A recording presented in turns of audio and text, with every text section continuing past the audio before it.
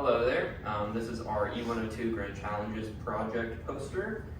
We were given the challenge of securing the cyberspace. So starting off first, I am Rocky Owen. I am a computer science major. I'm Cohen Wynn. I am a computer science major. I'm Justin Schroeder. I'm also a computer science major. I'm Miranda Wagner. I'm mechanical. Alright, so starting off first, we're going to introduce our population. We decided to narrow down on the elderly, as they are very disproportionately affected by cybercrime, more specifically phishing scandals.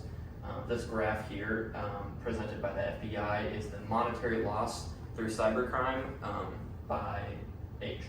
So as you can see, the 60 years and older and the 50 to 59 is just dramatically more than the ones before it.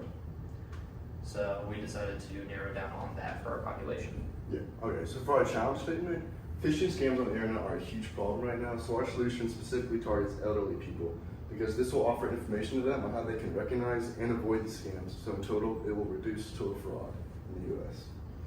So our proposed solution is to launch an educational campaign.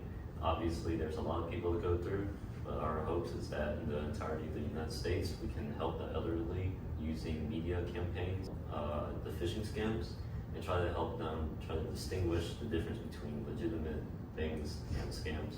Obviously, it's going to be a large project that needs a lot of funding.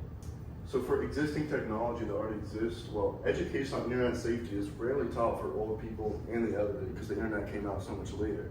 So we're going to be building upon other previous ideas and campaigns from other schools and companies that already teach about internet safety. But this time we're going to edit them and improve them for elderly people so it'll be easier and friendlier for them to understand. For shortcomings, funding is a huge deciding factor for the project. For cost, we would need $10 million for millions of seniors around the United States. So finding the right amount of funding for this would be really hard, and if not, we would have to downsize. Like Miranda said, in terms of feasibility, we would suffer from funding because there's just genuinely too many people in order to try and cover. And we know that, so we decided to cut down on who we're targeting. We know that young people aren't as susceptible to it, so we're kind of cutting out the young people, and we're focusing more on just the elderly in general. That way we can make the most out of our funding and ensure that they're properly taught to avoid scams. And for next steps, we would decide to broaden our population or expand the information. Alright, we also have two QR codes here. So this first one here will take you to our works cited page, which is just all of the various things that we use to build our presentation. And then the second QR code will take you to our main visual. So for this, we decided to do a step-by-step process going over how we would actually deploy our campaign. So starting off first, we would have to acquire funding because we need money to run campaigns. Then the second step would be to actually design the campaign. So this would be presentations, tests, speeches, etc.